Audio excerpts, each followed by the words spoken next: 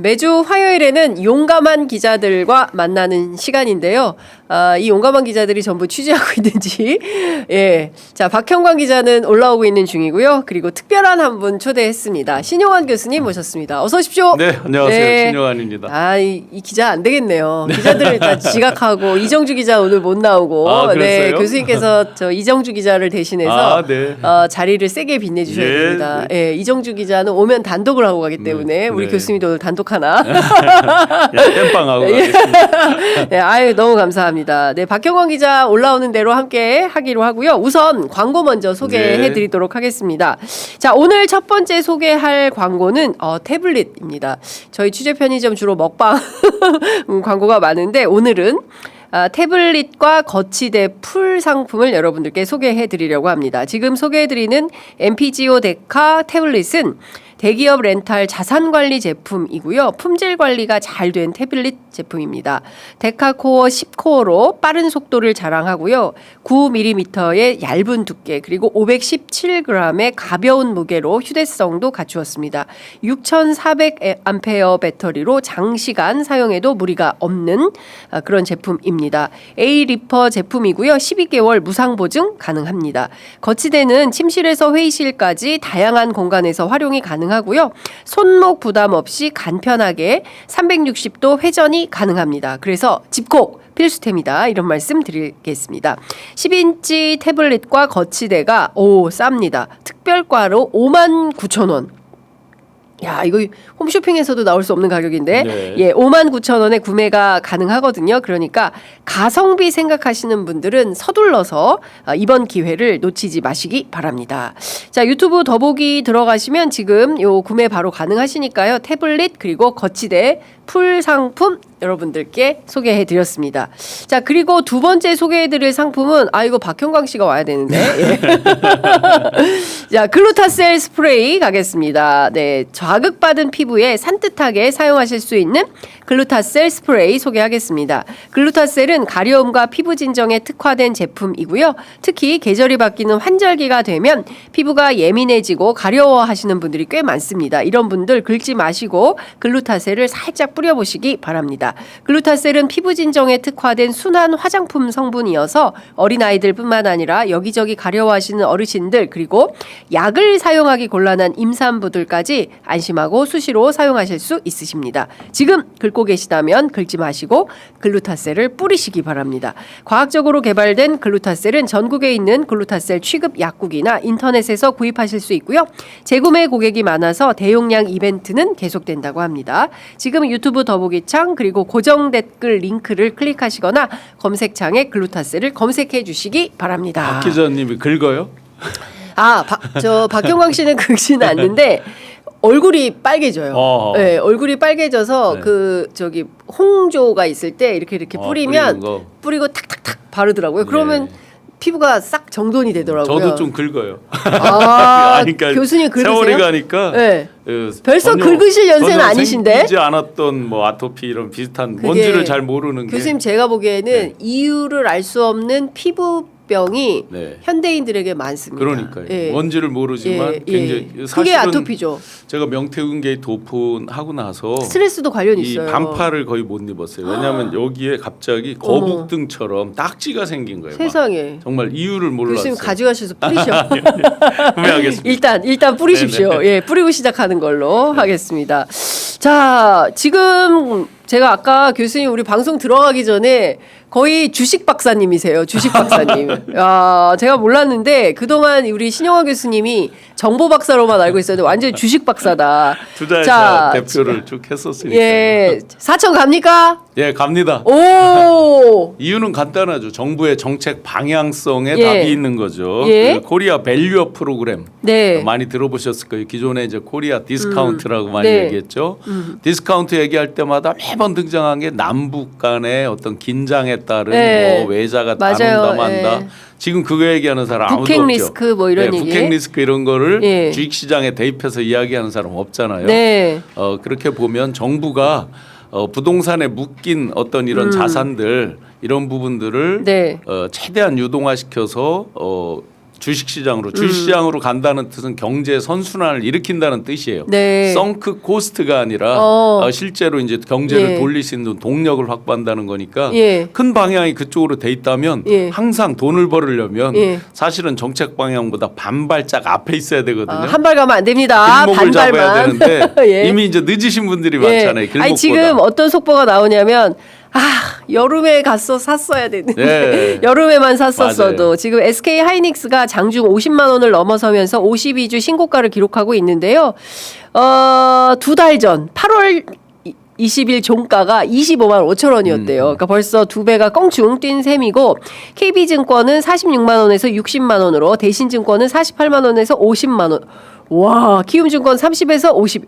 그래서 지금도 주식 이제 그때 샀어야 됐다. 예, 우리 기자님 포함해서 이제 많은 분들이 어떤 종목을 샀으면 좋겠냐 이렇게 예. 개별 종목을 물어보면 저희가 개별 종목은 말씀은 못 드리지만 네. 둘 중에 하나예요. 네. 대통령께서 강력한 힌트를 주셨죠. 지수 따라서 가는 것들, ETF든 예. 지수 따라가는 것들. 예. 그거는 뭐 스트레스 받고 매일 뭐 매매를 할 필요도 없는 것들이니까 지수를 따라가는 거 스트레스를 네. 덜 받으려면 그 다음에는 이렇게 이제 상승장에서는 외국계 자본들이 들어올 때 네. 기본 요건이 있어요. 취득할 수 있는 요건이 상당히 까다로워요. 네. 그래서 큰 종목으로 갈 수밖에 없는 거예요. 그게. 그렇구나. 네, 그러다 보니까 여전히 큰 종목 쪽 그리고 네. 직접적인 연관 산업.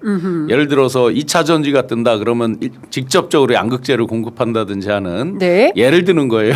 예를 그런 들어서 식으로 예. 직접적으로 연관된 연관 네. 산업들 1차 협력업체 이런 식으로 같이 이 투자를 해주시는 게 훨씬 유리합니다. 네. 상승장에서. 바나나 우유님이 아이고 주식만 봐도 요새 흐뭇합니다. 이런 말씀 주셨습니다. 요 사이에 우리 용감한 기자 박형광 기자 오셨습니다. 죄송합니다. 제가 편의점 늦으면 안 되는데. 그럴 수 있어요. 괜찮습니다. 예. 글루타세 뿌리세요. 네.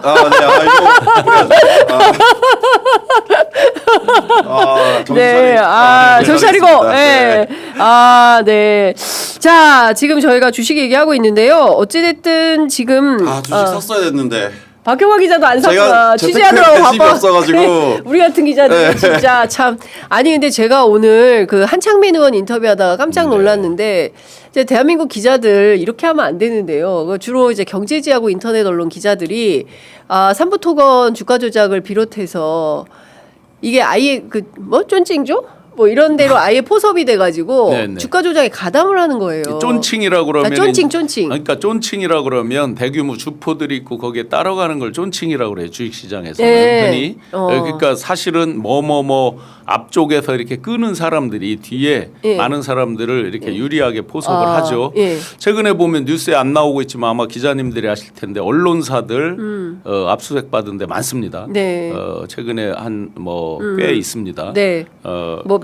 회사는 얘기하지 마세요. 네네. 왜냐하면 또 그렇죠. 예. 네, 다 아는 회사죠. 다 아는 회사지만 현장에서 취재하면서 이제 많은 정보들이 있고 그러는데 그들이 이제 어떤 말을 흘리거나 했을 때 이제 쫀칭 붙는다 그래요. 그러면 주포들은 주가 조작 세력들은 쫀칭이 왕창 붙을 때 한번 흔든다고요. 세게 갑자기 확 뺀다든지 작전을 하는 거야. 그래서 한 이틀만 하한가 보냈다가 상한가 보냈다가 막 널뛰기 한 이틀만 하면 소위 쫀칭 붙는 개미들이 다 떨어져 나가게 돼 있죠. 불안하니까. 그때 이제 본격적인 또 랠리를 시켜버리죠. 막 이런 선수들이. 그러니까 이런 사람들을 어떻게 박형광 기자나 장윤성 같은 이 헛똑똑이들이 이거를 되겠습니까? 저 같은 개미 투자자들이 많을 거 아니에요. 예. 저는 안 하지만 이런 상승 불장의 편승에서 이미 주가 조작 종목으로 정평나 있는 종목들이 이제 지금 막 불장에 편승돼 올라가는 종목들이 있어요. 그런 것들은 굉장히 조심해야 돼요. 사실은 된다. 이제 이름이라도 그렇게 들어봤다. 네. 또는 지금 특검에서 수사받는 거에 결부돼서 이름이 나온 기업들이다. 네. 이런 것들은 또 정책에 의해서 하루아침에 맛이 갈 수도 있는 거니까 그런 건 상당히 주의를 기울이셔야 됩니다. 네, 알겠습니다. 조금이라도 불안함이 있으면 가급적 큰 종목들로 큰 종목으로 들어가라. 예, 알겠습니다. 근데 한 주에 막 50만 원씩 하는 거를 어떻게 사나? 아니 그래도 나중에 보면 이제 외국계들이 계속 들어올 때는 그 요건 때문에 나머지를 살 수가 없어요. 그 딱 있어요. 뭐 코스피 200 뭐 이런 식으로 인덱스에 있는 종목밖에 살 수 없다. 네. 이런 게 이제 자산운용사나 대형 외국계 증권사 이런 데들의 딱 룰이 있기 때문에 이 올라가면서 예. 외국 돈이 들어온다 할 때는 주로 큰 종목이 먼저 선도를 하고 예. 그 뒤에 이제 나머지가 받치게 되거든요. 그러니까 지금은 아직도 선도해서 가는 종목들의 장이에요. 이게. 그렇군요. 10만 전자 가자 이렇게 김준호님께서 올려주셨습니다.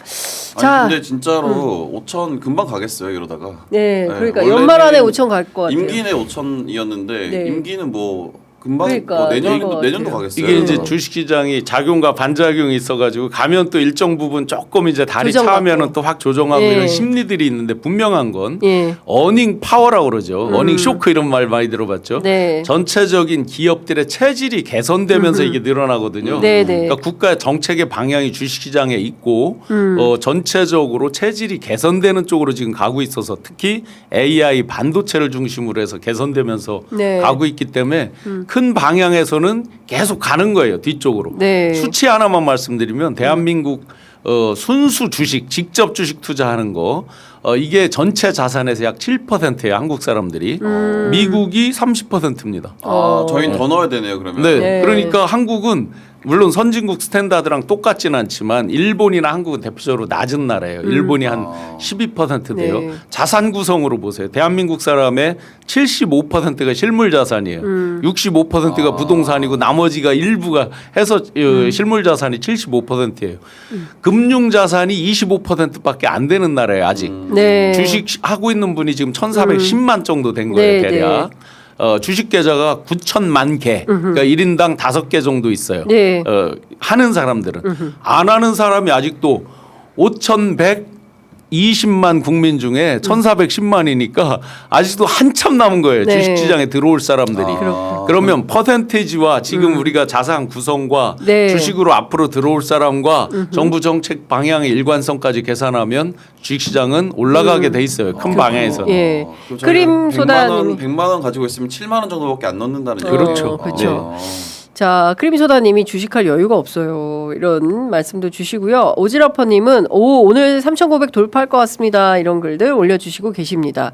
자, 지금 어찌됐든 들어가도 되나요? 네, 빨리 상담해, 빨리 상담해. 아니 많이 분들이 궁금해하실 것 같아요. 현장 라이브 저희 상담실. 딸 보고 100만 원으로 시작해서 네. 자신 없으면 채권 이런 거 사라. 그러니까 주식과 연동된 채권들이 있거든요. 요새는 주식을 많이 하더라고요. 어린 했는데 학생들도. 한 190% 수익이 나는 거예요. 우와. 그것조차도. 아니 물론 물론 지금 말씀하신 것처럼 올라가다가 내려가는 조정이 있을 거 아니에요. 조정은 당연히 있습니다. 네, 그 조정에 당연히 걸리지 있어요. 않을까 하는 불안감들이 있을 거란 말이죠. 그런데 지금 아직 안 들어가신 분들이 집 살 때 생각해 보면 이거 살까 말까 고민하다 돌아서 나오면 그 다음 날가 올라가 더 있어. 올라가 있죠. 그러니까 큰 결심해야 이게 된다. 단기로 어떤 그 쇼텀 매매는 사실은 개미들이 힘들어요. 네. 기관들이 아까 말씀드린 대로 네. 주가 조작 세력들이 얼마든지 흔들고 놀 수가 있거든요. 네. 그들은 네. 심리학 공부, 사회학 공부 이런 걸 많이 해요. 주가 조작 세력들이. 그러니까 다중 게임에서 불특정 다수 게임에서 항상 개미가 지게 돼 있어요. 네.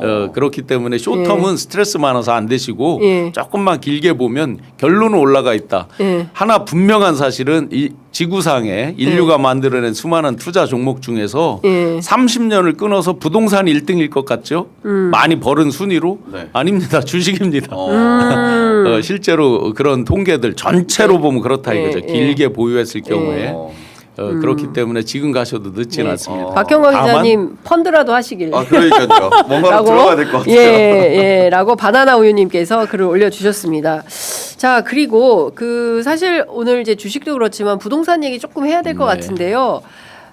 제가 오늘 아침에 이제 그 뉴스 퀵배송 시간에도 그 소개를 해드렸습니다만 이 국토부 차관님 이상경 차관님께서 부익남 TV에 출연해가지고 지금 꼭 살려고 하니까 스트레스 받는데 지금 사지 말고 집값 내려가면 그때 사라 이런 얘기를 했어요.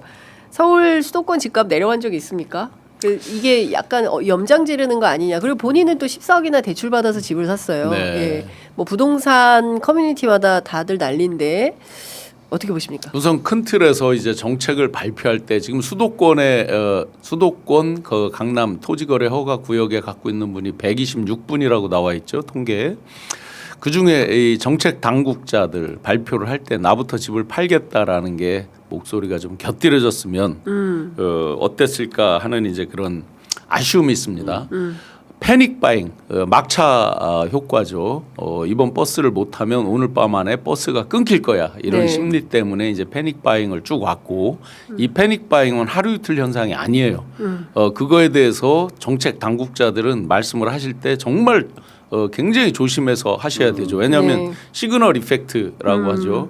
어떤 한마디에서 그게 시장 신호가 돼버려 가지고 네. 전혀 의외의 곳에서 막 그게 시그널이 작동을 해서 눈덩이처럼 하루아침에 막 부동산 불장이 일어난 경우도 있으니까 굉장히 주의하셔서 하셔야 되고 좀 전에 말씀하신 대로 한 번만 잘 삐끗하면은 이게 이제 염장 지르는 게 네. 뭐냐면 대한민국 부동산은 아까 말씀드렸다시피 약 70% 정도 평균적으로 보면 자기 자산의 구성이 그렇게 되어 있기 때문에 모든 사람이 관심이라고 보시면 돼요. 많은 사람, 적은 사람, 높은 걸 가진 사람, 낮은 걸 가진 사람 다 똑같단 말이죠. 그러다 보니까 심지어 유튜브에서 이렇게 말하는 사람이 있어요. 없는 사람이 뭘 걱정을 하냐고 이렇게 말을 황당한 사람도 있어요.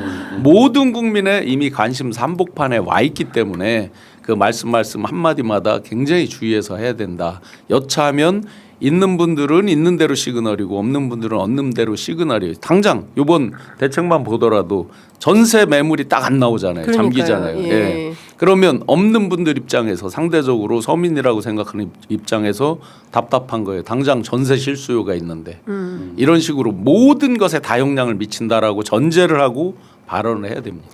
어떻게 보세요?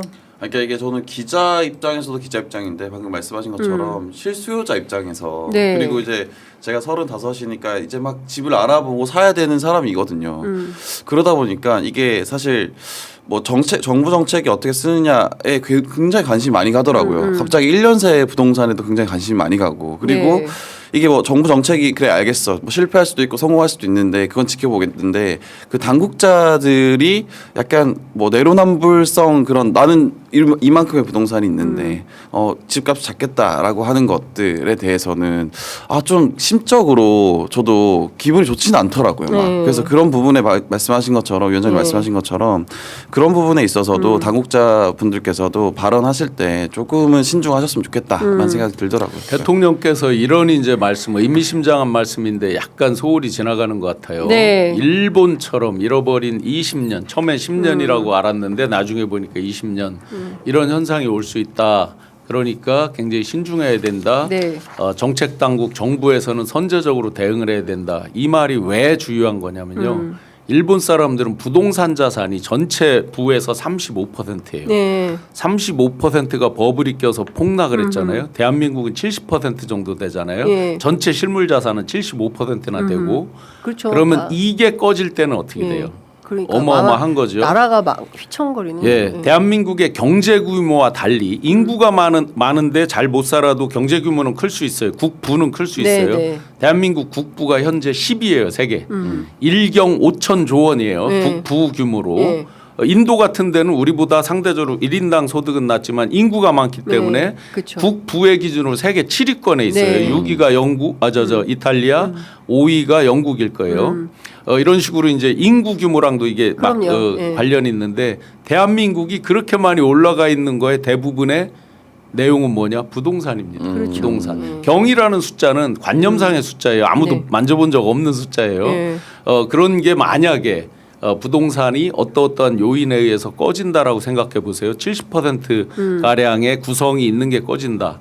그렇기 때문에 정부에서는 여러 가지 비판이 있고 단기적으로 여러 야당의 공격 이런 걸 알고 있지만 제도를 안 내고 어떻게 이걸 막아요? 그러니까 지금 중요한 것은 서울 전역과 경기 남부권까지 이제 집값이 오를 만한 상승 요인이 있는 데는 싹 묶어버린 거잖아요. 거래하지 마 이렇게 묶어버린 건데 이걸로 되겠냐? 새로운 공급 대책이 나와줘야 그래야 되는 건데 지금 이상경 차관의 주장되면 지금 사지 말고 집값이 좀 떨어지거나 안정화될 거야. 그러면 그때 사면 돼. 자기는 14억 대출 받아가지고 이렇게 비싼 집을 강남에 그러니까 고위공직자들 강남에 자기들은 대출 받아서 집 사면서 일반 시민들은 집 사지 마 이러면 이게 말이 되냐? 그 당국자분들께서 그 일반 시민분들의 어떤 불안감을 좀 해소해 줬으면 좋겠어요. 그러니까 뭐냐면 저희가 노무현 정부 때도 그렇고 문재인 정부 때도 그렇고 집값을 잡겠다라고 해서 정부가 주도적으로 정책을 냈는데 그래서 사실 세금 정책을 쓰겠다라는 말로 부동산이 확 내려갔다가 세금 정책이 어떤 사실은 유효한 세금 정책이 나오지 못하면서 그 집값이 갑자기 또 반대로 폭등해버린 그런 상황들이 많았잖아요. 그러니까 이번에도 그러는 거 아닌가라는 불안감이 있는 거죠. 그래서 그렇죠. 집값이 내려간 다음에 그럼 집값이 내려가면 너무 좋죠. 제 입장에서도 집을 사야 되는 사람 입장에서는. 근데 혹시 내가 지금 사지 않으면 그 위원장님 아까 말씀하신 것처럼 나중에 내려오지 않고 더 올라가는 거 아닌가? 라는 그런 불안 심리가 있으니까 이거에 대해서 정부가 정확하게 어떤 좀 강력하게 얘기해 줄 수 있으면 좋겠다. 이게 우리나라에서 되게 재미난 심리적인 게 있거든요. 개별로 물어보면 서민이라고 그래요. 단체로 물어보면 중산층이라고 답해요. 네. 네, 이런 게 있어요. 굉장히 심리적으로. 그러면 집을 기준으로 많이 얘기를 한단 말이에요. 그런데 서울 수도권의 기준으로 하면 다 중상층이에요, 사실은. 지방하고는 이건 지금은 완전히 수도권만 일극화해요. 그 집값에 있어서도 네. 지방시대도 늘 그런 것 때문에 지방 대통령직 속 지방시대위원회가 예. 이제 수도권 일극화를 해소하기 위한 정책을 얘기를 하고 있는 거잖아요. 네. 마찬가지인데 요번에 많은 분들이 이제 화가 난 게 이런 거죠. 예를 들어 용인 수지다. 그럼 우리가 집값 올렸냐 이렇게 되는 거죠. 똘똘한 한 채 기준은 용인 수지는 아니잖아요. 강남 3구를 그렇죠. 필두로 해서 이제 시작이 된 네. 것인데 이 정책은 토어제, 토지거래허가제 이런 거는 쫙 해서 서울 수도권 옆에 네. 상대적으로 그러니까 그들은 오히려 피해가 되는 거죠. 바로 옆 동네는 벗어나 있는 데는 다시 풍선 효과로 네. 또 올라가고 그러면 이제 이런 쯤에서 왜 그걸 주저주저 하는지 모르겠어요. 원인은 집값 등의 원인은 강남 3구에서 시작이 된단 말이에요. 네. 그럼 강남 3구가 원인 제공을 했는데 그들에 대한 규제는 없어요 이번에. 네. 옆에 가다 규제된 거고 그들은 있던 거 그대로예요. 네. 그러면 거기서 한층 더 강화된 거고 부자들 보유세 얘기하면 항상 반발이 많죠. 조중동을 필두로 엄청나게 네. 반발이 많죠. 그런데 특정 지역을 찍어서 보유세는 왜 못해요? 왜? 그들이 올라간 배수를 생각해야죠. 올라간 그러니까 배수를. 강남 3구만을 중점 타겟으로 하는 아니, 왜 못해요, 보유세 그거를? 정책을 세울 수 있다. 올라가서 이득 본 걸 생각해봐요. 그렇죠. 차익을 본 걸 예, 생각해 보세요. 그렇죠. 아니, 그러니까 똑같은 평형인데 뭐 강북 같은 경우와 몇 배가 차이가 나는 겁니까? 뭐 압구정을 일반화할 수 없죠. 네. 단연 탑인 우리나라에서 오랫동안 탑인 동네니까. 그런데 네. 거기서 45억 밑에 거 봤어요? 45억? 지금 한번 가서 보세요. 어느 정도인지 밑에가 180억 없다라는 막. 얘기죠. 45억이 최저가야. 최저. 최저 45억. 아, 저희 뭐 180억 막 이런 게 그냥 기본 막 써져 있어요. 써져 있어요. 동네 가면 그러면 구경 가자. 그게 오래된 일이 아니에요. 그렇게까지 네. 올라간 게. 네. 그러면 그동안에 본인들 올라간 거 생각해야죠. 그러면 그 정도의 또 상당 부분이 규제가 오랫동안 있었어요. 현금 주고 산 경우가 많아요. 자기 돈 갖고 산 경우가. 네. 레버리지 저 부채를 땡겨서 사지 않은 경우가 생각보다 많은 거예요. 시중에 부동자금이 그렇게 많고. 네. 그렇기 때문에 보유세 이런 부분을 겁낼 필요가 없죠. 왜? 뭐 지지 기반이 어떻다 중산층한테 보유세를 물리는 게 아니잖아요. 네. 범위를 딱 좁혀서 할 수 네. 있죠.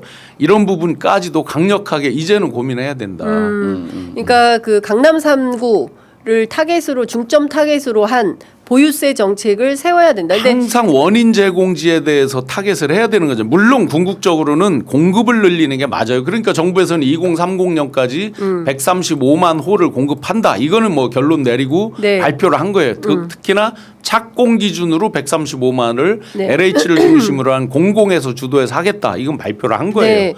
궁극적으로는 수요 공급 논리에서 보면 예. 공급이 늘어야 특히나 이제 1인 가구가 40%를 넘어가고 있단 말이에요. 전국적으로. 예.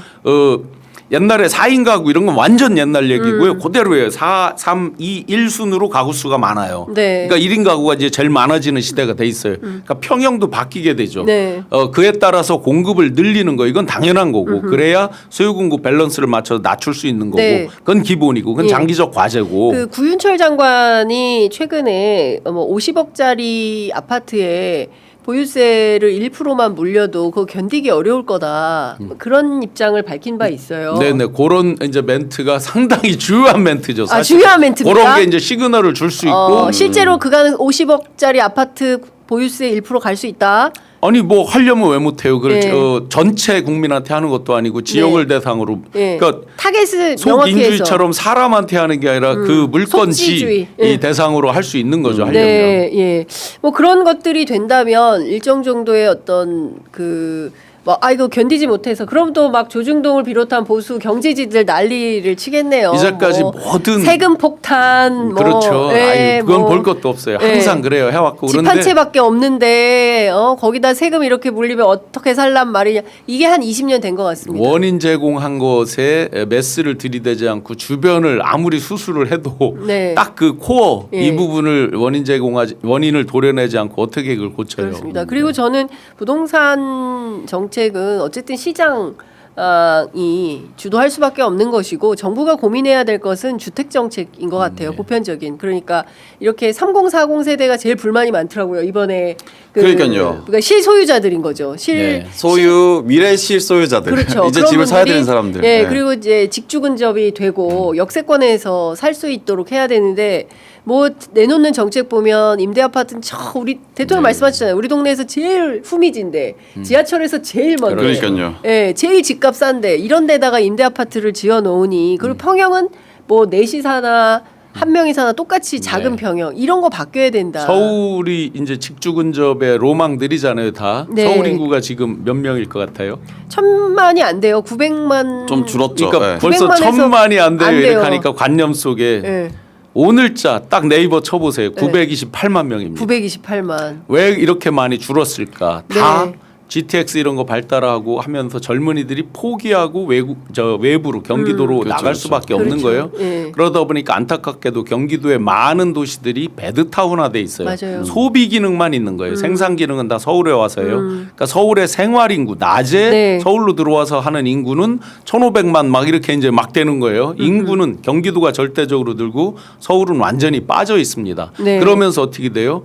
상대적 소외감은 더 점점 늘어나고 그러니까 정치적으로 해석하면 서울이 보수화돼 있다 이러는 게 부를 가진 자들은 버티고 있어요. 이 그쵸. 연령대를 떠나서도요. 네. 그리고 상대적으로 이렇게 빠지고 하기 때문에 굉장히 그런 심리적인 어떤 그런 간극까지도 정부에서 배려를 해서 정책을 펴야만 하는 네. 정말 어려운 숙제예요. 그렇습니다. 그러니까 저는 진짜 해안을 가지고 지혜롭게 좀 정책 접근을 해야 된다라는 생각이 좀 들고요.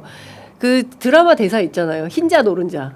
그 드라마 제목이 생각이 안 나는데 그 경기도에서 출퇴근하는 직장인들 있죠. 예. 뭐죠? 갑자기 생각이 안 나요. 하여튼 그 드라마에 나온 유명한 대사인데 그 생각이 나요. 그래서 이제 그렇게 말씀하신 대로 심리적 박탈감이 드는 그런 정책은 사회적으로 매우 안 좋다. 그러니까 네. 끊임없이 격차 사회가 되면서 양극화 문제 심각하고요. 뭐 특히 교육을 중심으로 또 아파트 값이 형성되지 않습니까? 뭐 그 어떤 상황에도 대치동 집값은 떨어지지 않는다라는 게 학원 때문이다. 뭐 이제 이런 얘기가 있는 거니까 정말 교육과 문화와 그다음에 뭐 일반 생활과 뭐 여러 가지 것들을 복합적으로 고민해서 정부 정책이 나와야 된다라는 말씀. 나의 해방일지라고 댓글에서 알려주셨어요. 예. 나의 해방일지. 예.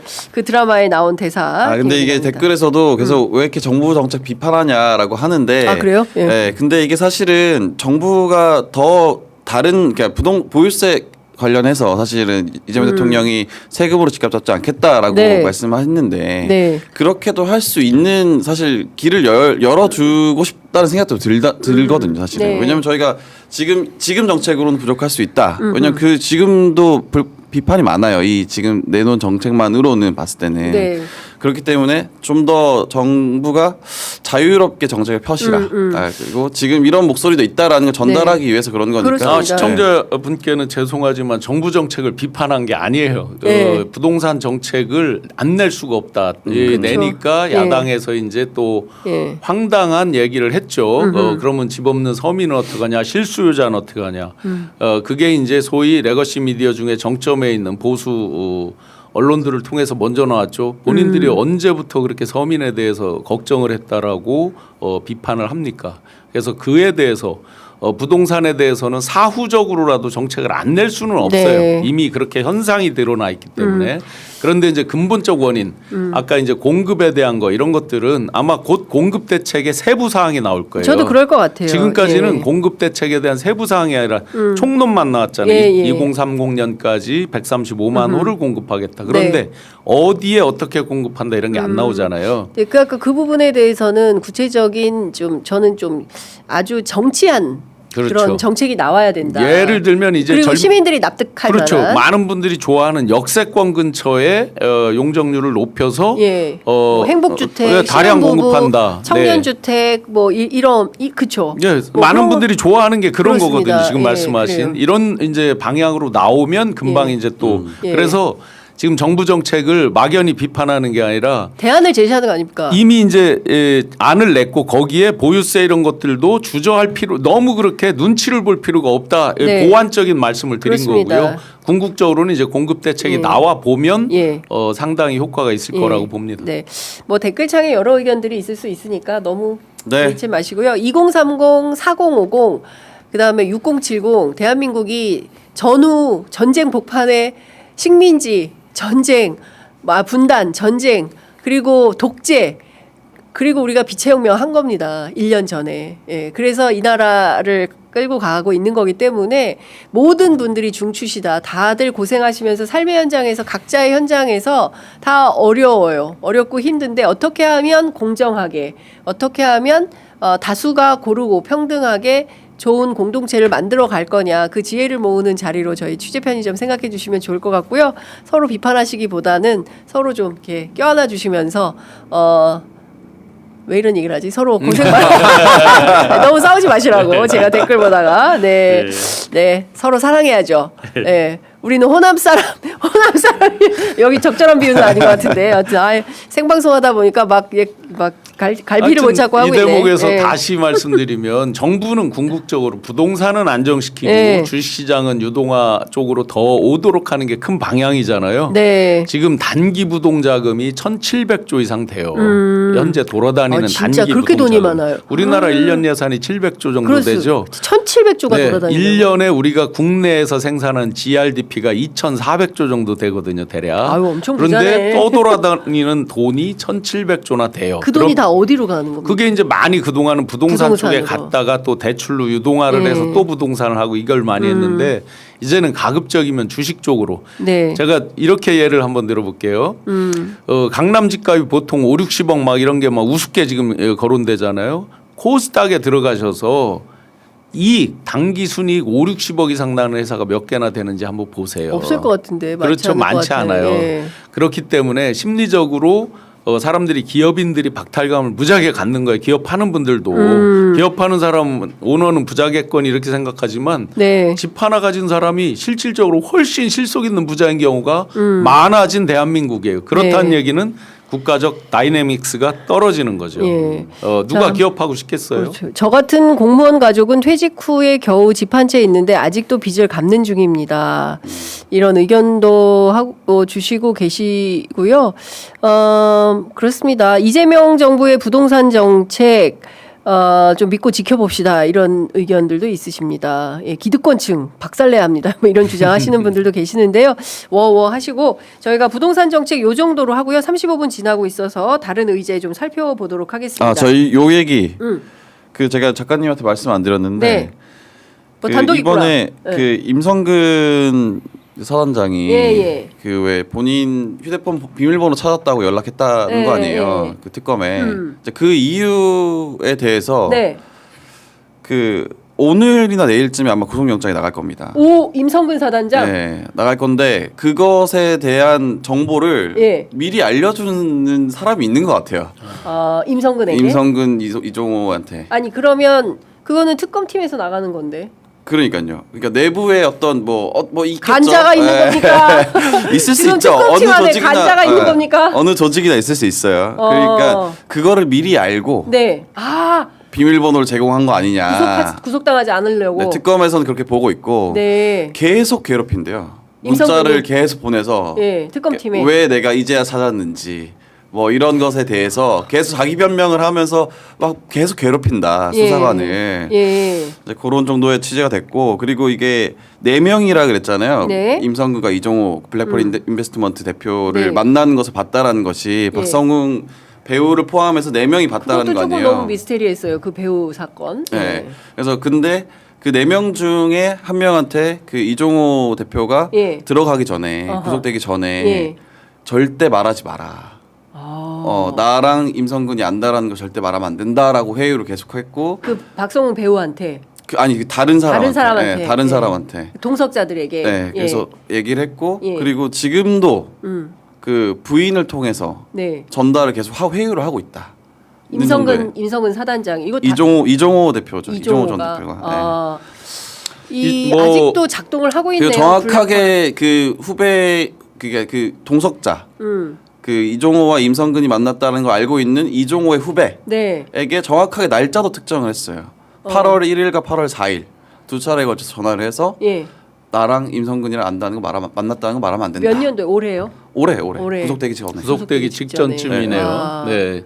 그 박성웅 배우와 이제 이런 저기를 아는 사람이 제보를 준 거는 박성웅 배우는 D로 시작되는 그 양주 사업의 아마 주주인가 봐요. 그 5글자 양주던데 국산 양주입니다.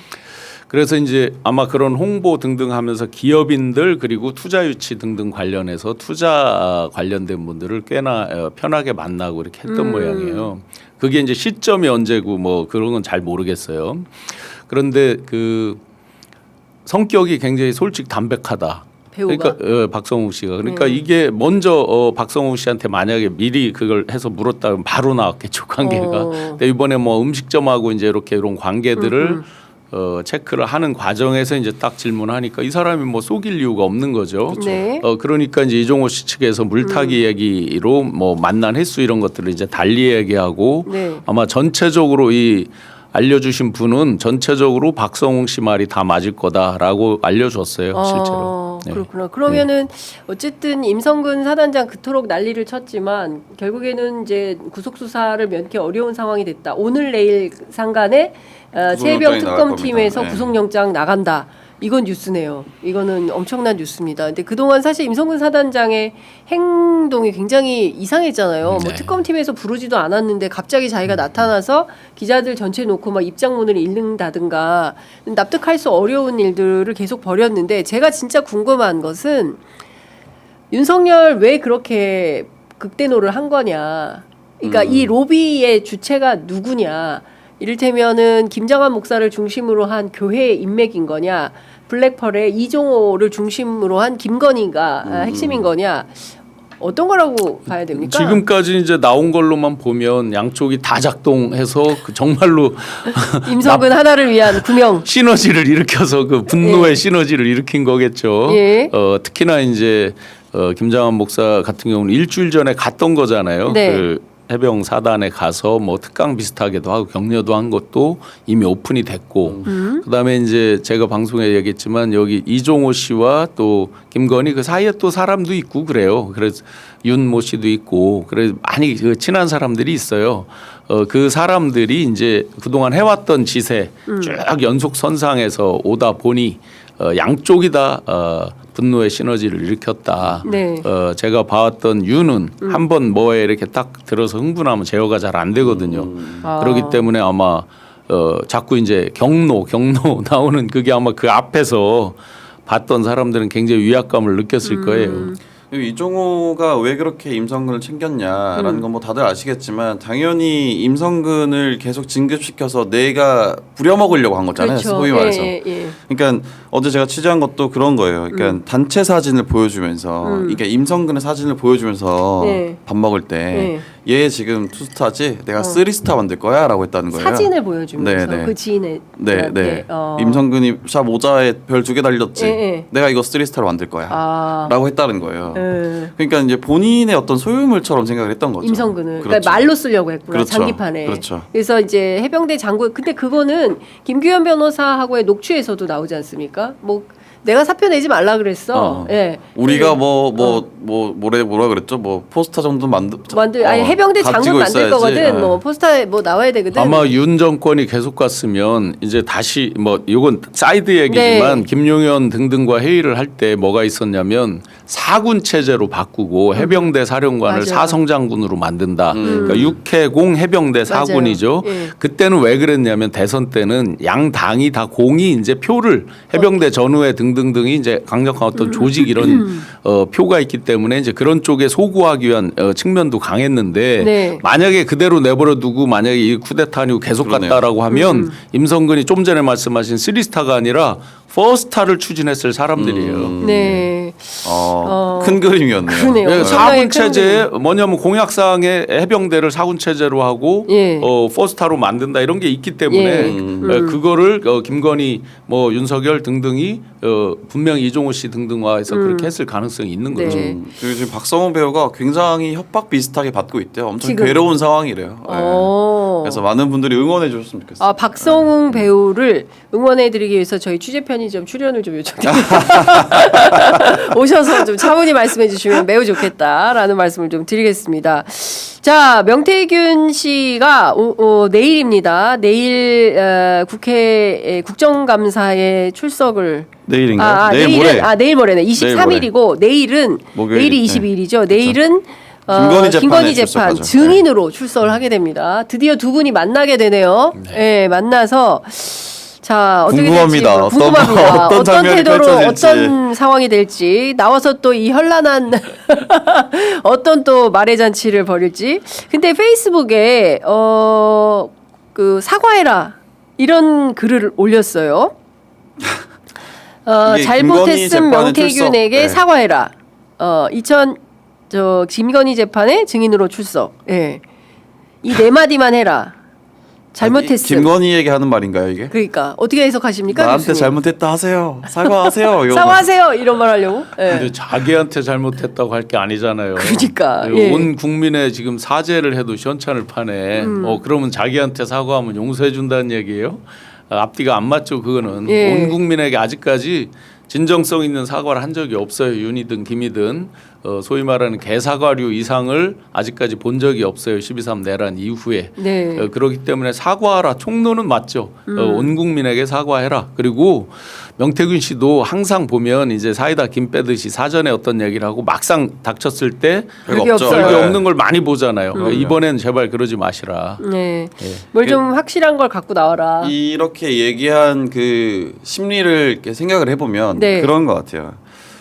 사실은 김건희 씨가 나에게 공천을 줬다면 이런 일은 발생하지 않았을 거야. 그러니까 너가 안 줘서 그런 거야라는 어떤 기저에 어떤 생각이 있는 거 아닌가라는 생각이 듭니다. 그렇군요. 그리고 23일에는 서울시 행안위 국감에 이제 출석을 하게 되는데 여기에도 오세훈 7번의 만남 사건 주요 꼭지만 20건. 이젠 살려달라고 물어봐야 소용없다. 뭐 이렇게 얘기했어요. 그다음에 10월 23일 서울 돼지 잡아 동네 잔치 해야겠다. 인과응보다 이런 또 글을 올렸습니다. 뭐 20개를 뭐 얘기한다라고 하고 말에 잔치를 많이 했는데 네. 마찬가지입니다. 그 실제로 보시면 어느 순간에 오세훈 시장에 대한 게 뚝 끊긴 느낌이 있잖아요. 그래서 저희가 이제 민주당 3대 특검 종합대응 특위에서도 특검에서 확실하게 이걸 조사해달라고 하고 특검이 가져갔다라고 이렇게 알고 있는데 그렇다면 지금부터라도 다시 속도를 내야죠. 그동안 이제 말로만 이렇게 왔는데 20개 전부 김한정 씨 이런 사람들 선에서 이제 이 스탑을 하는 뭐 이런 형태로 왔잖아요. 그러면 조금이라도 더 본인이 알고 있는 거 오픈해서 강하게 이야기하고 푸시를 해라. 그럴 시점입니다. 네. 저는 이게 이왕 이렇게 된 거 선거에서 민주당이 승리를 하면 그때 아마 폭로가 나오지 않을까 생각이 좀 들어요. 아, 그래요? 왜냐하면 지금 오세훈 시장 같은 경우에는 차기에 될 것 같은 지지율이 나오잖아요. 계속 여론조사에서. 그렇기 때문에 김한정 후원회장이 말을 어떻게 하느냐에 따라서 좀 달려 있을 것 같은데 네. 김한정 후원회장도 기다리겠죠. 그게 다시 한번 서울시장이 된다라고 하면 나는 입을 닫고 네. 내가 어디 한번 들어갔다 오든가 뭐 내가 좀 죄를 뒤집어 쓰든가 그렇게 하겠다라는 마음을 먹겠죠. 네. 그러니까 이제 서울시장 선거가 어떻게 되느냐에 따라서 이 진실이 드러나느냐 못 안 드러나느냐. 드러나느냐. 예. 달려 있는 사실은 이 두 굉장히 가지가 중요한 다 중요한데요. 예. 뭐냐면 우리가 이제 민주당에서 흔히 위원정당 해산 대상이다 국민의힘은 그러니 당신들 헛소리하지 마라 이렇게 이제 우리가 얘기를 하고 있지만 네. 그거는 당연히 지금 12.3 내란 특권 같으면 내란에 이제 거의 동조하듯이 한남동에서 산성을 쌓고 인해 장막을 치고 거기서 이제 40 몇 명이 뭐 하고 이런 것들 보면 다 이제 위원정당 해산의 요건에 포함되는 것인데 네. 그보다 이제 앞서서 나왔었던 민주주의의 꽃 중에 꽃이라고 하는 선거제도 그 선거제도를 형해화시키는 거였잖아요. 여론 네. 조작, 조성, 조작을 통한 조성. 그리고 이제 그 뒤에 뭐 댓글에 대한 거 통일교 수도 없는 이제 파생적인 것들이 나와 있잖아요. 네. 그런데 그에 대해서 근본적으로 지금 딱 하나 제대로 풀렸다 하는 게 없잖아요. 없죠. 다 말은 요란했고 네. 여러 가지 증거도 많이 나와 있어요. 검찰의 수사 보고서부터 뭐 수도 없이 나와 있는데 딱 떨어지게 아직 나오는 게 없어요. 그래서 명태균 씨가 그동안 많은 말의 잔치를 했는데 이제 좀 종지부를 찍을 때가 됐다. 네. 그러니까요. 이제 사실은 뭐 20가지 정도 폭로를 한다고 하는데 뭐 어떤 내용이 나올지는 국회 행안위 국감을 지켜봐야 될 것 같고요. 솔직히 별로 기대는 안 돼요. 아, 그래요? 네. 네. 뭔 봐야 될 것 같아요. 예. 지금 그 쟁송 중이죠. 아 저는 고소 당했죠. 그러니까 네, 형사 민사 다. 민형사 싹 다. 네, 싹 다 됐죠. 근데 그 와. 진행이 안 되고 있어요, 사실. 기자를 네. 상대로. 그게 1년 전 일이기 때문에 네. 아직까지 뭐 조사도 한번 안 받았습니다. 아, 그렇군요. 예. 저도 뭐 그때 이제 유력한 의원이 고소를 했죠. 바로 예. 그 공개하자마자. 근데 무혐의 됐습니다. 예. 실제 뭐 아, 왜냐하면 그렇죠. 객관적 증거를 공개를 한 거기 예. 때문에 뭐 저한테 뭐라고 할 게 없어요. 근데 고단합니다. 고단해요. 경찰서 계속 왔다 갔다 하는 게 불려다니고 그렇죠. 의견서 내야 되고 맞습니다. 변호사 수임해야 되고 너무 힘듭니다. 근데 계속 고발합니다. 괴롭힐 목적이 네, 더 네. 크다 이렇게 봐야 될 것 같고요. 일종의 입틀막 차원에서 끊임없이 언론인들을 괴롭히는 거 아닌가라는 생각이 좀 들고요. 근데 교수님도 오늘 네네 좀 이따가 국회 이제 법사위 예. 증인 네네. 출석 무슨 건으로 증인 출석? 아마 이제 검찰에서 그동안 뭐 여러 수사를 많이 했잖아요. 그 중에 이제 명태균 게이트부터 뭐 여러 네. 수사건에서 예. 과연 그런 수사 행태 내용 이제 본 것 중에 미진한 거 빠진 거 이런 것들에 대한 질의가 있겠죠. 네. 그에 대해서 이제 저희가 보고 듣고 겪은 것들 직접 겪은 거 이런 것들 위주로 답을 할 것 같습니다. 국회 법사위가 연일 하여튼 이번 국감에 그 최대 예, 이슈가 되는 그 상임인 것 같은데요. 어제 서영교 의원이 새롭게 폭로한 내용을 보면 그 이재명 당시 더불어민주당 대표 시절에 그 선거법 위반 상고심 사건에서 네. 다 꼼꼼히 기록을 검토했다. 대법관들이 다 기록을 꼼꼼히 받자마자 바로 기록을 꼼꼼히 검토했다라고 주장했는데 실제로 파보니까 2명의 대법관이 해외 출장을 무려 14일이나 다녀왔습니다. 예정된 출장이라서 안 갈 수가 없었다라고 주장을 하면서 출장 가서 다 봤다. 이런 얘기를 해요. 기록 7만 장을 이거를 어떻게 비행기에 싣고 다니면서 봤다는 겁니까? 종이 기록만 합법이거든요. 전자 기록은 불법입니다. 이거 어떻게 해석해야 됩니까? 로마 속담에 하나의 거짓말을 덮으려면 7번의 거짓말 이상을 더 해야 된다라는 속담이 있는데 네. 딱 맞네요. 지금 7번이 뭐예요? 지금 하다가 완전히 꼬여서 천대엽이 천대엽을 잡는다. 즉 행정처가 행정처를 그러네. 잡게 생겼어요. 예, 천대엽이 천대엽 잡게 왜냐면 생겼어요. 본인들 말이 다 꼬여서 네. 또 88쪽짜리 그 답변서 낸 것도 그렇죠. 보면 뭐 원칙적으로 전원 합의체가 원칙이다 뭐 이런 얘기 해놓고 실제로 그 2명 빠졌네요 계속. 그러니까. 그것도 하루 이틀도 아니고 뭐 굉장히 14일이나. 그러면서 그거를 덮기 위해서 출장에서도 시스템을 통해 다 봤다. 그런 거짓말이 정말 국민들 분노 게이지를 높인다는 걸 정말 모르는 거예요. 이분들은 왜 모르느냐? 오만함 속에서 왔기 때문에 모르는 거예요. 밑바닥을 다녀봐야 어떤 서민들이나 현장의 정서를 알듯이 항상 구름 위에 떠 있었기 때문에 진짜 모르는 거예요. 이렇게 우리가 거짓말하면 믿겠지. 국민들을 개돼지로 보는 지금 처사가 네. 벌써 국감 직전부터 해서 지금까지 얼마 동안 이어지는 겁니까? 네. 솔직하게 나와도 국민이 용서해 줄까 말까 하는 분노 게이지가 올라가고 있어요. 그러니까 지금 사법개혁에 대해서 상당히 국민들께서 이거 안 되겠다. 특히 조희대 대법원장의 이 파기환송 결정 이후에 많은 분들이 지금까지는 검찰만 문제인 줄 알았는데 아니네. 판사들도 이거 그냥 있으면 안 되겠네. 라는 그 이제 입장과 판단을 갖게 되는 건데요. 관련해서 오늘 조희대 대법원장이 어제 민주당이 낸 사법개혁안 있지 않습니까? 그러니까 대법관을 지금 이제 그 13명인데 26명으로 그러니까 똑같은 팀을 한 팀을 더 만들어서 그러면 재판도 빠르게 진행될 거 아니냐 이렇게 등등을 종합해서 법원 개혁안을 내놨습니다. 사법 개혁안을. 근데 그것에 대해서 본인들도 참여하겠다는 거예요. 아까 이제 그 조희대 대법원장의 입장이 나왔는데 일단 민주당이 낸 사법개혁안에 대해서 좀 어떤 판단을 하시고 그리고 조희대 대법원장의 이런 주장 어떻게 해석하시는지 교수님 먼저 하실까요? 우선 농담드리면 네, 농담. 그들이 88쪽 낸 답변서에 보면 전원합의체가 원칙이고 소부가 예외다 이렇게 했어요. 그런데 네. 막상 전원합의체로 파기환송하는 건 0.00 몇 프로인가 뭐 그렇게 이제 발표가 됐죠.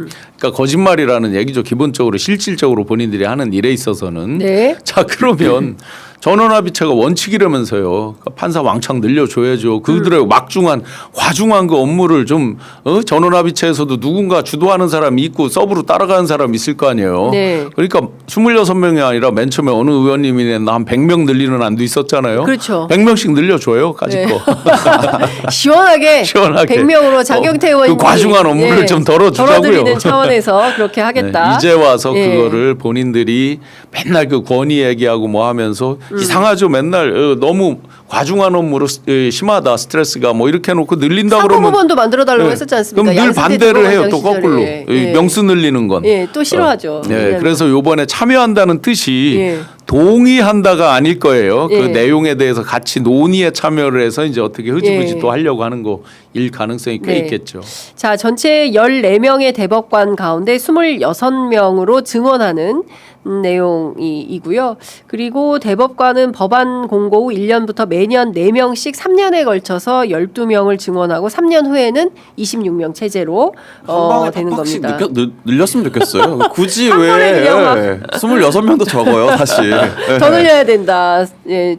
그 원래 앞서 말씀하신 대로 100명 안, 그다음에 35명 안 이러다 이제 점점 축소돼서 26명 안으로 됐는데요. 그 민주당 사법개혁안에 대해서는 저희가 조만간 사개특위 위원 모셔서 말씀을 좀 들어보도록 하고요. 어쨌든 조희대 대법원장이 즉각 나섰습니다. 오늘 출근길에 기자들이 민주당의 개혁안에 대해서 어떤 입장이냐라고 물으니 공론화 과정에서 사법부의 입장, 의견을 내겠다. 그러니까 이거는 마뜩치 않은 거예요. 네, 동의한다가 왜 늘려? 아니잖아요. 왜 늘려? 네. 늘리지 마. 네. 이제 이런 좋습니다. 건데. 사법부 의견 예. 괜찮습니다. 저희가 이미 많이 봤어요. 네. 네, 그리고 자기들이 늘리려면 1조 4천억 는다 돈이 필요하다 그랬어요. 그 예산 염출해서 할 수 있어? 라는 식의 겁박을 아니 했는데 서초동에 건물 안 사면 되잖아요. 그다음에 그 1조 4천억의 상당 부분이 그 땅값이래요. 부동산. 맞아요. 네, 네. 부동산 매입 비중이 상당히 큰데 왜 서초동에만 두어야 되느냐. 세종에 가도 되고. 그렇죠. 혁신도시 많다 지역에. 글로 가야 된다. 이 과정에서 본인들이 강력히 주장하는 사법부 독립, 삼권 분립 그게 국민에게 소구가 되려면 네. 정당성, 정통성을 스스로 확보해야 되는 거잖아요. 네. 자, 입법부가 과도하게 사법권을 침해한다. 지금 그들은 이렇게 주장하는 거잖아요. 네. 사실상 어? 우리가 지금 방금 전에 해병특검에서 과실치사 혐의로 임성근 전 사단장에 대한 구속영장이 청구됐다는 겁니다. 네, 오늘 와, 완전히 야, 실시간 단독을 야, 실시간 특종을 와, 하시네. 어마어마한 특종. 예, 네. 말씀 주십시오. 까먹었어요. 어떤 그들이 주장하는 건 사실상 기계적인 삼권 분립이나 사법부 독립인데 예. 그를 진짜 담보하려면 국민들로부터 정당성, 정통성을 인정받아야 되는 거잖아요. 네. 그런데 사법을 정치 영역으로 끌고 온 건 누구냔 말이에요. 네. 우리가 지금 사법부 독립을 왜 침해를 해요, 국민들이. 민주당은 왜 침해를 해요, 왜 건드려요. 본인들이 정치 영역으로 끌고 들어왔잖아요, 확실하게. 예. 그에 대해서 소명하라고 그랬더니 연속해서 거짓말을 하고 있잖아요. 차라리 입을 다물고 소명 안 할 때는 그렇다 쳤는데 그것도 오만한 거죠. 영장을 누가 내주랴 하는 그 오만함이 있는 거죠. 완전히 전속적으로 자기들이 갖고 있으니까. 네. 그러면 지금부터 논의되는 사법부에 관한 개혁에 대한 것들은 완벽하게 자기들이 정통성, 정당성을 상실됐기 때문에 나오는 네. 거예요. 네. 분노 게이지가 높아지면 사법부의 권위, 재판의 권위마저도 인정을 못 받을 수 있어요. 지금 여러 가지 직위원 재판부나 가는 그런 모양새들 네. 명심하셔야죠, 예. 사법부가. 임성근 사단장에 대해서 과실치사 혐의로 구속영장이 청구됐다고 하니까 다시 또 23년 취재했을 때가 생각이 납니다. 그때 사실은 박정훈 대령이 그 수사단장 해병대 수사단장으로서 임성근 사단장을 포함해서 모두 8명에 대해서 입건하지 않았습니까? 근데 그때 당시에 빠져나오려고 이렇게 분탕질을 쳤던 그가 급기야 오늘에는 또 그 길로 가는 겁니다. 그러니까 피할 수 없는 상황이었던 겁니다. 예, 그런데도 끊임없이 이렇게 권력의 농단을 통해서 본인만 빠져나가려고 했던 이 혜택, 이 잘못에 대해서 엄중한 사법적 판단이 내려지기를 기대합니다. 아마 오늘 구속영장 청구됐으니까 이번 주 내로 실질 심사할 것 그렇겠죠. 같은데 예. 뭐라고 할지 진짜 궁금합니다. 네. 기존에 5명이 이제 23일인가에 그 실질 심사죠. 아마 뭐 거의 연동돼서 네. 같이 될 것 같네요. 그렇죠. 네. 내일 모레 과연 윤석열 내란숙에 출석을 할지 안 그러면 교도관들에 의해서 끌려 나오도록 되어 있습니다. 아마 이제 구치소장 바뀐 뒤로 계속 재판정이 그렇죠. 자주 나오는 걸 보면 아니, 재판은 안 나오고 있는데 이게 수사는 불응하기가 어려울 거다라는 네. 얘기가 나오고 있어서 23일 날 내란숙의 윤석열 최혜병 특검팀에 출석하는지 이것도 중요한 관전 포인트다라는 말씀을 좀 드리겠습니다. 어제 법사위에서 밤늦게 나온 장면 중에 하나가 저는 그 윤리감사관 있지 않습니까? 대법원. 네. 그 지규현 판사가 청탁금지법 위반이 아니라는 거예요. 왜? 그 변호사들이 결제한 금액이 모두 170만 원인데 나누면 100만 원 미만이다. 그래서 청탁금지법 위반이 아니다라는 얘기를 지속적으로 반복을 합니다. 다 떠나서 1번 공직에 있는 판사가 룸사랑 다녀도 됩니까? 2번 그 이해관계자에 해당하는 변호사들한테 접대 받아도 되는 겁니까? 3번 그 온갖 술수를 부려가지고 자기는 빠져나가려고 하는 행태 이런 사람한테 내란 재판 맡겨도 됩니까? 저는 이런 질문을 그토록 독립을 요구에 맞지 않는 사법부에 질문을 하고 싶은 겁니다. 그렇죠. 네. 아니 그렇게 뭐 100번을 양보해서 술 접대 받았다 쳐요. 근데 재판에서 엄정함을 유지하면서 만약에 했다. 뭐 이러면 우리가 오해가 일반적 국민들의 오해가 좀 줄어들거나 뭐 없었을 수도 그렇죠. 있겠죠. 네. 그런데 그 뒤에 하는 행태가 지금도 엊그제도 윤석열 씨 웬만하면 좀 설득해 보시죠. 판사가 읍소를 합니다. 구인영장 발부하면 되잖아요. 그러니까 아니 어느 재판부는 네. 한덕수 피의자에 대해서 공소장 변경을 해라. 일종의 이제 방조범이 아니라 종범으로 변경을 해라라고 얘기를 하고 있잖아요. 어느 네. 재판부는 네. 너무나 대비가 되잖아요. 노상원 씨 이런 것들에 대해서 공개가 안 되니까 도대체 뭔 일이 벌어지는지 모르다가 이제 와서야 내란 등등에 대한 어떤 뭐 다른 혐의로 피의자로 이제 가고 놀라운 얘기들이 수첩이 이제서 얘기가 나오고 이러는 거잖아요. 네. 왜 이렇게 그동안 비공개로 감췄습니까? 그러면 이게 좀 납득하기가 어렵습니다. 그 지기현은 한두 잔만 마시고 떠났고 남은 사람들이 그 자리에서 먹은 게 170만 원이다. 그러니까 이거는 지기현 판사에게 청탁금지법 위반 등 문제를 제기할 수 없으니 어쨌든 지금은 3인이 똑같은 말을 하고 있다는 거예요. 지금은 같은 말을 하고 있으나 수사기관에서 어떻게 될지 모르니 수사하시라. 그럼 이런 어디까지 무책임한- 봐주실 겁니까 도대체. 한두 잔 먹고 떠났다고 해서 근데 170만 원이면 한두 잔 먹어도 청탁금지법에 걸려요. 예. 예, 그거 한 잔만 해도 뭐 3만 원, 5만 원씩 하거든요. 예. 그러면 당연히 걸리죠. 그리고 법에 걸리지 않는다고 근데 뭘 하더라도. 먹었길래 170만 원이 나오는 거예요? 어떻게 먹어요? 그러니까 그 의심하는 거죠. 예. 그 김용민 의원도 예. 그 술만 먹은 거 맞냐? 예. 라고 여성 의심하는 적개권이 의심하는 있었냐. 이유가 그런 거죠. 170만 예. 원이나 되는 술을 먹으려면 쉽지 않거든요, 사실은. 예. 아무리 비싼 양주를 먹는다 하더라도 비싼 양주를 먹는다 하더라도 170만 원짜리를 먹는 건 쉽지 않죠. 그보다도 더 이제 근본적으로 이 변호사라고 하는 법조 3륜의 이제 단일 직역이잖아요. 하나의 네. 직업군이잖아요. 그러면 거기에서 처음에 이 제보가 왔을 때 사실은 가족들이 엄청나게 걱정하고 반대했다 이런 얘기가 많이 들렸거든요. 왜냐하면 평생의 업이 날아갈 수도 있고 거기서 왕따가 될 수도 있잖아요. 여전히 그것들을 좀 심하게 보면 악용하고 있을 수 있죠. 왜냐하면 많이 설로 나와 있는 걸 보면 여러 차례였다는 얘기도 많이 있잖아요. 맞아요. 근데 지금 20차례라는 거잖아요. 딱 하나 특정돼 예. 있는 거잖아요. 예. 지금 하고 있는 게 그건 사진이 공개됐기 때문에 네. 이제 특정해서 하는 건데 그렇습니다. 그분이 그 직업상 참 말하기 어려운 그런 게 있는 거잖아요. 그걸 어떻게 보면 악용하는 거죠. 너 이 바닥에 살기 싫어? 뭐 이런 거랑 비슷한 거잖아요. 그러니까 납득하기 어렵습니다. 그러니까 상식의 기준에 맞지 않는 판사들에 대한 엄호, 이걸 우리 사법부가 하고 있지 않습니까? 그 제주지방법원 3명의 판사들 뭐 노래방까지 가가지고 술 내놓으라고 업주를 협박하니까 업주가 우린 술 못 판다고 하니까 막 난동 부려서 경찰이 출동하고 내가 그리고 누군지 알아. 못하는 거 아니에요.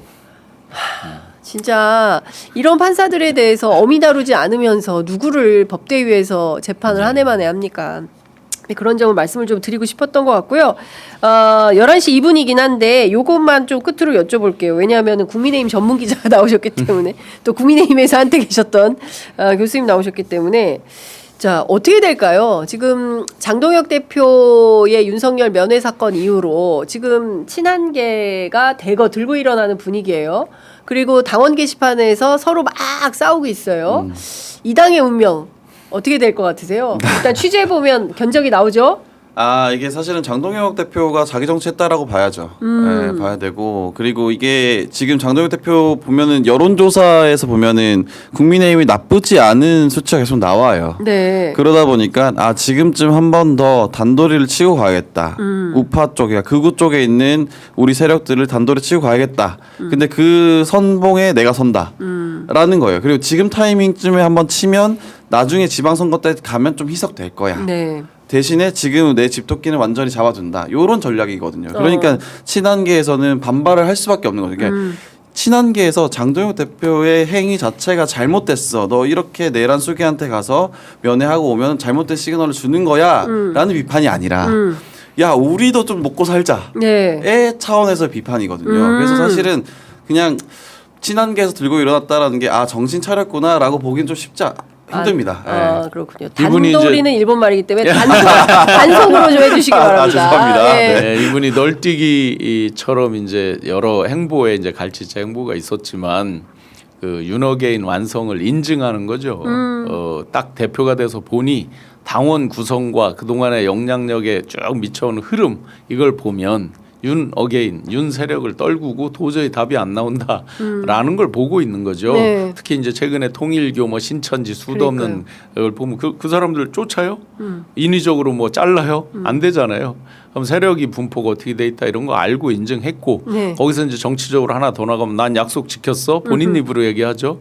뭐 조용한 행보는 거짓말이죠. 조용하면 말을 하지 않고 있었어야죠. 그렇죠. 네. 나중에 알려지더라도 그건 거짓말이고 그러면 이제 그 한동훈 당원 게시판 이것도 나는 원칙에 의해서 약속 지킨 대로 하는 거야. 그러니까요. 그래서 네. 이제 뭐 자기들 계산으로는 일타쌍피를 하고 있는 거죠.